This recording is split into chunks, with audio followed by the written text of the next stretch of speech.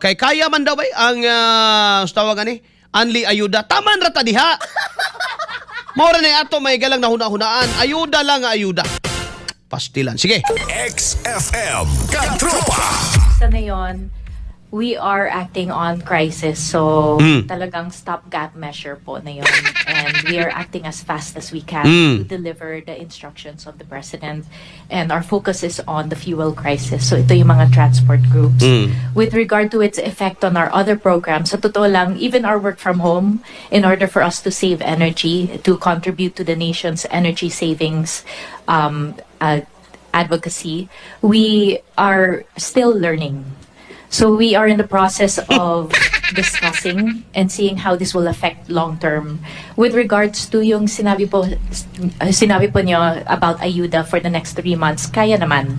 Kaya in the short term for the next 3 months. But we have to remember that this is a stopgap measure that affects our other programs. We have regular programs in IX. We're currently using our IX funds to respond to the fuel crisis. But we have regular programs na syempre affected na rin po sila. The medical, the burial, and other cash and financial assistance programs.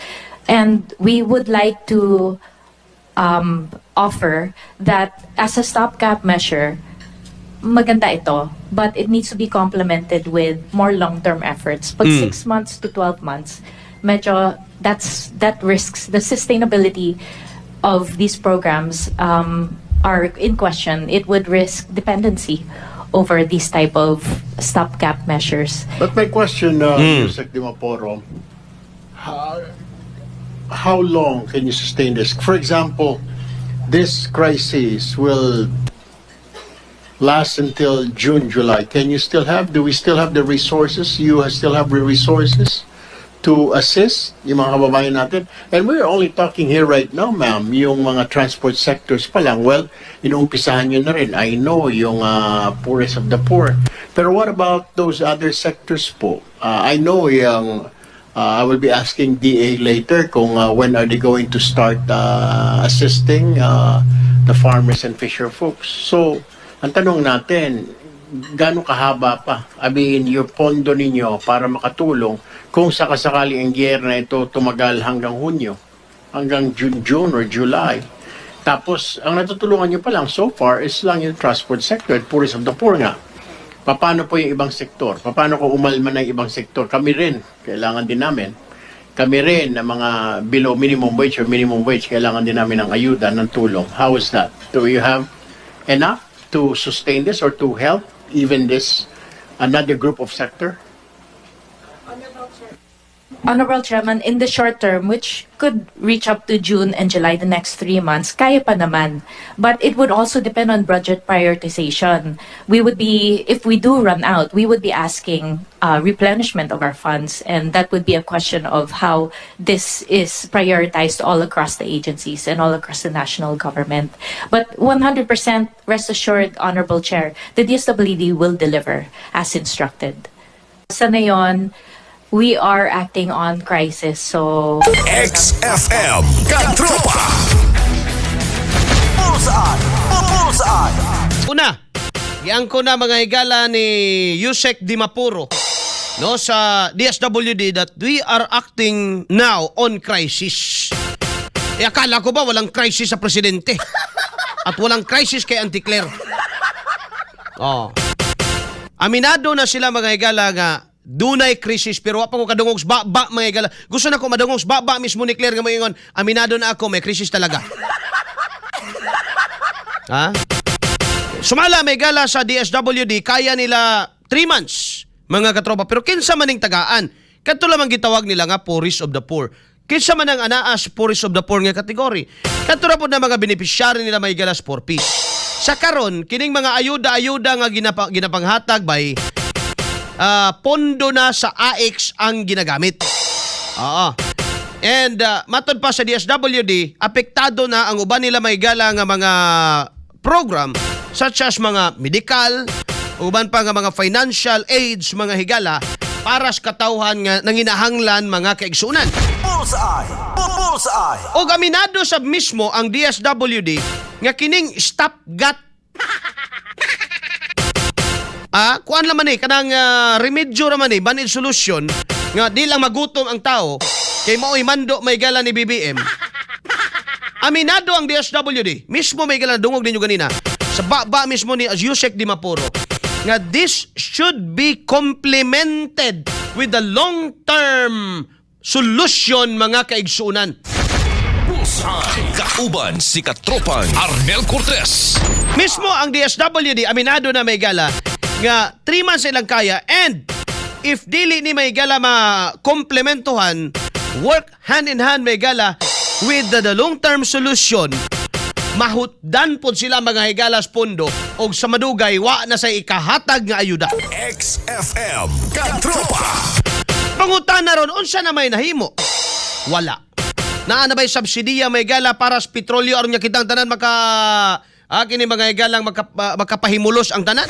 Bullseye. Bullseye. Kay matod pa nila mga higala taman kuno April 16 no naad may gala ang mga manufacturer ani mga basic commodities or mga basic nga palaliton mga higala sa mga Pilipino sama na ni mga canned goods o mga noodles may gala taman April 16. So after that mga higala unsay mahitabo ya kung sila mismo apektado naman gumikan sa pagpaturaga sa pagsaka sa presyo mga kaigsunan sa petrolyo which is vital kaayo sa ilang operation, importante kay sa ilang operation.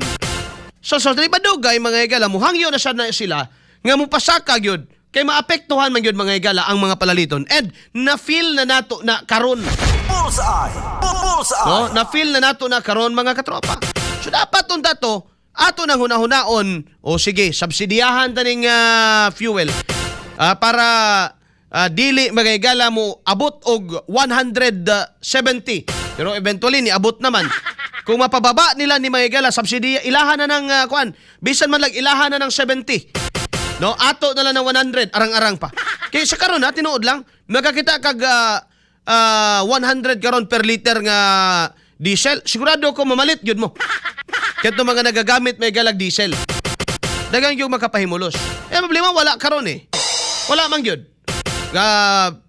tung Lunes nagtubil ko sa sige na akong tuyok-tuyok mga igala kaya nangita ko naaman daw 121 no diri daw sa Tagum so sige na akong tuyok-tuyok matay naharot na lang mga igala ang ako ang reserve ang akong padung nag-reserve nga fuel ang ending dito ko na sugamak sa 130 Ngumao na mga kaigsuon malanglitan o ingon ang gobyerno sige amuan ng 70 or pwede pong balihon. No, pwede siyang balihon mga igala nga ilaha ang 100 ato ang 70. Lipay na ta anay. You stay there. Okay, naara mo na pero price capping ta. I mean, but pasabot, no? Okay na daw. But pasabot ba nga sige, musubsidiya ang gobyerno pero ikaw nga naisakyanan, mao ni limit nimo sa isa ka semana, no? 50 litros lang imong pwedeng itubil sa usa ka semana. No? O kaha may gala lower than that no kay at the same time no ma-manage ang nabili na to mga igala nga supply which is ang atong supply na bilin mga katropa in the average na lang sa 50 kaadlaw. Bullseye. Bullseye. Out of coverage gapon si kuan gapon no nya na po ato na pong ikuan irog no tagay na po siya mga 10 minutes after. Bullseye. Bullseye. Kaya basin og naapay nakauna na to ana gab.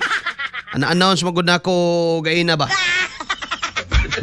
Ricky Andrade, Mayong buntag Antonieto Tolero Okina, Francisco Madiloso Loyola Jr. Samot nagkalisod ang katawang Pilipino na sa Malacanang busy kaayo anang impeachment. Wapang gabain ang ubang mga kongresista. Mo'y gikagubta ng impeachment. Bullseye. Bullseye. Ato siguro sila ma-impeach si Sara, mubrato ang gasolina. To siguro sila mga igala nga mapa-impeach na si Sara, mulurang ang kasuko sa tao o mudaog na ilang gustong padag-on mga igsoon. Di gyapon na manimaho. Di gyapon na manimaho sinuod lang. Bullseye. Bullseye. Abil man langit, okay na kuno ang audio sa YouTube. Sige, padayon ta. Mga katropa. Diba, at least man lang, kung yun ang gobyerno nga, sige, samtang kamahal pa ni, inyo ang 100, kaya ninyo na. Sa akong part, may gala, mayon ko, okay ra na. Di pa kayo nga nakasignificant. Ay naanad naabot naman ganitag 170 so dako na kay nang ginhawa sa tua og 100 na lang may gala to ang bayran Bullseye. per liter Bullseye. no per liter kay ang sani ang 70 sa luon na sa atong gobyerno while at the same time mga igala nangitag pamaagi nga doon na tay daghang supply. Bullseye. Bullseye. No kay pag kuan gud nimo ana mga higala no pag sani pag abot ang crude oil nato diri kanang crudo mismo dili pa man gyud na may higala dahil ma-deliver ngadto sa mga dipo moagi pa man nag-refinery og hinuno ang isa ra ka buok refinery sa Pilipinas solo ra may higala sa Petron. Bullseye. Bullseye. Wala naman tong sa Batangas. So maybe kana kay aron mga higala nga pag barato man gud pag si petrolyo man gud dili nga na may gala ka sutoy ang iyaha nga pagsaka eventually ang mga palaliton wala say rason mga higala nga mopasaka sila mga kaigsuunan Bullseye. Bullseye. no gawas atong mga palaliton nga ang raw materials kinahanglan i-export i-import mga katropa sa baning mga abono so sa may buhaton na subsidiya gyapon mga igsuon dili na ihatag adto sa mag-uuma no dili na ihatag may galang ato sa individual kay inom man nagkulapo na. Ihatag dito sa industriya nga gabuhat og abono, unya ingnon nga oy ang baligya ani nga to sa mga ihatag ninyo sa DA, ang DA na mo baligya o ihatag ninyo sa mga tao ha basta baligya ana maora na. Kay og pila man ang inyong gisaka kami na ibayad ana. Bullseye. Bullseye. Pila man ang inyong gisaka di gobyerno na mo bayad ana. Wala ba'y kwarta ang gobyerno para ana? I think may gala na kwarta kadaghan na tog utang. Sige tag pangutang asa man na paingon na. No, asa man ang ato ang budget karon may gala nga trilyon. Bullseye. Bullseye. Gani may gala lusot pa silang supplemental. Ngantod karon isa na kabuan may gala wa may ma-feel ang tao ni gaan-gaan iyang paminsan. Ni gaan-gaan man lang may gala ang atong kahimtang nilisod nga nagkalisod man. Bullseye. Bullseye. Uni mga igalay dako kayong hagit. Og kung decisive leader gyud na siya, si Bongbong mga kaigsuonan naka-come up na unta na magpaabot pa ta no sa karon mga katropa kay ripasuhon pa man hopefully may gala mapaspas karong adlaw unta may mulusot pero wala lingo-lingo tayo siya ro meeting na mo gahapon wa pagid mo ka decide